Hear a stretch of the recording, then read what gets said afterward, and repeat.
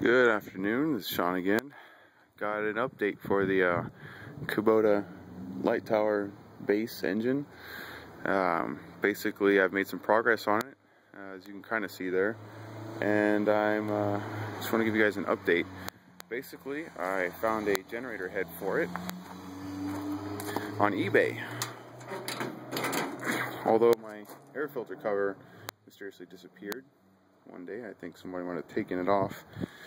But yeah, found a Leroy Summer generator head on eBay for $74, as is for parts. The seller said that it was making 90 volts, but wasn't sure what was wrong with it. So I got it without a capacitor, and I mounted it to the engine and started it up, and I was able to get frequency, minimal voltage, but I was getting 60 hertz. I was able to dial it into 60 hertz. So, after a lot of searching, I found a capacitor.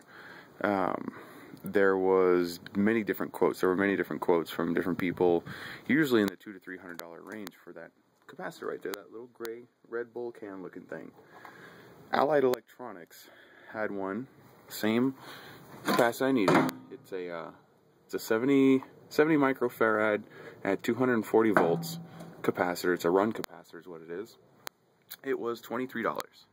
So I said, put me down for one. Ordered one, hooked it up, and I get 115 volts to 120 volts at 60 hertz. So, and of course, you know, over leg 1 and leg 2, I get 240 volts. So, that's all fine and dandy. However, I had a setback with this guy. Apparently there was some water in the fuel tank when I got it, and I just never noticed. I never really ran it up to notice. But there was some water in the fuel tank, and it ended up sucking up some water, and it ruined, I believe this is my number 1 injector, if I remember correctly.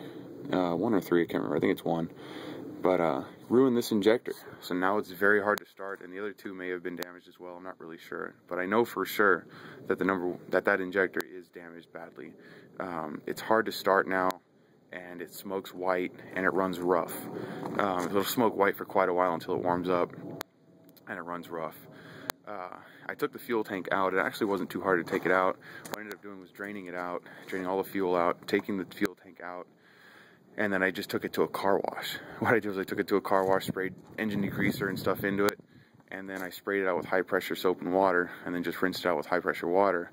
And I blew out a bunch of crap, bunch of grime and dirt and water and stuff like that. And then I basically just let it sit in the sun for an entire day here in the El Paso sun. This was a few months ago. It was still 100 degrees out. And I let it sit out in the desert sun for a day, and it dried it up pretty good. I mean, there was no water left in that thing, no moisture or anything. So put it back in, put fresh fuel in it, and it, you know, fixed it up. So obviously I had to change the fuel filter, so I put a new fuel filter in it. And it was so bad that when I took the fuel filter out, there was actually rust and water in the fuel filter. There was a lot of rust. The entire inside of the filter was just completely rusty, like to the point where rust was flaking off into the filter. It was that bad. But in any case, it's making power, and I load tested it with a 1500 watt heat gun and my air compressor. Both of them running at the same time, and it ran it no problem at all. Even with that bad injector, it ran it like a champ. I didn't really notice any struggling of the engine or anything. Still maintains, you know, steady 60 hertz and everything like that. So that was good. And I got an electrical panel for it. I did fix the jack, by the way. That pin was too small for it, so I put a 1/2 inch bolt in there, and it seems to stand it up straight now. But basically I got a panel, and this cable's not hooked up to anything. This is just kind of a mock-up. This cable's actually too short, so I had to get a 10-foot piece of cable instead.